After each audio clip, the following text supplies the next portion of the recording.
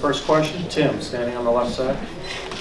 Tim Kawakami, Free News, fine people here.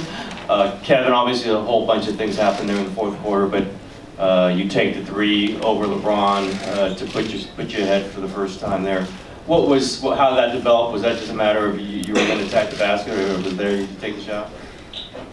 You answered your own question. I don't like when I do that. I was trying to, first off, it was a great stop. Who got that stop? I'd say Clay maybe. Somebody got the stop, and it always starts on the defensive side with us. And we know, if we get off the board and push, we're a dangerous team. And I seen them back it up, and I just wanted to take that shot. And also it was a good time. I mean, it was 45 seconds to go. We were down 2. If I missed, we could have got another stop. But glad I was able to knock that down. I just tried to stay disciplined in my shot, hold my follow through, and it went in. So, but more importantly, we got 2 stops after that. So we got to build on that, but we got to be better at game 4. And it's for Steph, just what was the emotion of all that whole run, that entire time? Just say, from the last half of that quarter, what were you talking to each other about? What was the feeling like? We were talking. We gotta love the situation. I mean, on the road, didn't play our best game, but had a chance to get a couple stops and kind of rectify the situation down the stretch. And we had a ton of energy and belief in each other on both ends of the floor down the stretch. So that was a great feeling to kind of overcome their run, the crowd's energy, and just find a way to win. Having a close game down the stretch. Honestly, it's been a while, and that was a great feeling to kind of just overcome, stick to it, and just find a way to win. Chris Hines, ESPN. Steph, I believe you said something along the lines of this might have been the biggest win during this 3-year run that you guys have been on. Would you elaborate why? Why is that?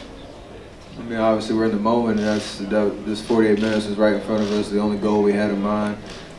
And just the way that the game went, it was back and forth, it was high intensity. We know our terrible record in game 3s on the road, in the playoffs historically, and especially in this building, we've never played well. And this is all the talk that we had going into it, just not get complacent, find a way to have energy, try to play a smart game, which there's some things we can even do better and clean up. Just all those variables going into tonight, and the way that they played pretty much the whole game, to find a way to win was just an amazing accomplishment, and set us up for hopefully a great night Friday where we can back it up. So all those things is just a great momentum swing kind of win. Mike on the left side.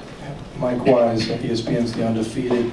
For both you guys, LeBron just came in here and said that he probably hasn't faced a team with the firepower of you guys in the finals, or even in the playoffs for that matter. And so I guess just be asking, you're one game before becoming possibly the first team in league history to go 16-0 in the playoffs. 1, is that part of the goal? And 2, do you even care? It is now, because we took care of tonight. It's not in terms of like 16-0 really, just of what that means historically. It's just that's what's in front of us, and we obviously know how hard it is to win a championship, what all goes into it, and how important each game is. And now that you can look ahead to Friday, all our focus is on that, and we always say we just want 16 wins. It doesn't matter how we get there, but now that we're in this situation, why not take care of business and finish the job? So we got to play better, but just thinking about what's next. And that's the goal in front of us, is winning that 16 game. It doesn't really matter how we got there. Kevin, you're on the precipice of your first NBA Finals, 1 game away from victory. Just your thoughts right now going into game 4. Well, it's not over. The job's not done. Closeout games are always the toughest, as you heard from many players in this league over the years, how tough closeout games are on the road. I've never been in this position, being up in the finals and trying to close it out. So I know how exciting that's going to be for us as a team. But their fans are going to be into it. They're going to be wanting a win, from their team. And tonight it showed. Fans were great. J.R. Smith fed off their energy. Kevin Love, of course, LeBron and Kyrie did. So we got to be even better at Game 4 if we want to take this. So it's an exciting time, but the job's not done. We still got a lot of work to do. Ron, over here behind the camera. Steph, Ron Krushik from the San Francisco Chronicle. You guys haven't played too many close games in the last few months where it's in doubt in the last 2 minutes, excuse me. What was the look like in Kevin's eyes in the huddle, on the court, those last couple minutes? It seemed like he kind of he obviously did seize control of those last decisive minutes. Confident basketball player that knows his ability, and the moment never overwhelms any of us, especially Kay. It was fun to watch when we were in those possessions. Just the patience and composure I think we all had. When he had the ball in his hands, getting to a spot, having confidence in himself to make those kind of plays. And like he said before, it all fed off of our defense. Collectively, all 5 guys, trying to, just find a way to get a stop so we can have the opportunity to seize control of the game and, get over that hump. So, the timeouts and even those dead ball periods, everybody, there's no panic. It was kind of peaceful, really. Just, there's a lot of time left. Let's just figure it out. And he obviously made some big shots, and we got some big stops. Fifth row in the middle.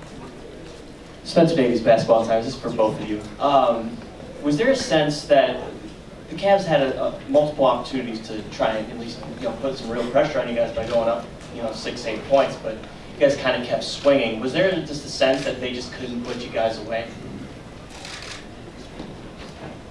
I mean, we try to do something about that by not letting go of the rope. Like I said, staying patient, staying composed, no matter if they made tough shots or not. The biggest thing we did down the stretch was didn't turn the ball over. We did it the entire game, but those last 4 to 6 minutes, we just got shots up and finished those possessions, make or miss, and that's something that you can't allow that momentum to swing back by giving away possessions. So when we got stops, Clay hits a huge 3 in the corner off of Cade, finding him in transition. Obviously the 2 plays he made were off of stops and pushing in transition. So you got to give yourself an opportunity, but you got to execute.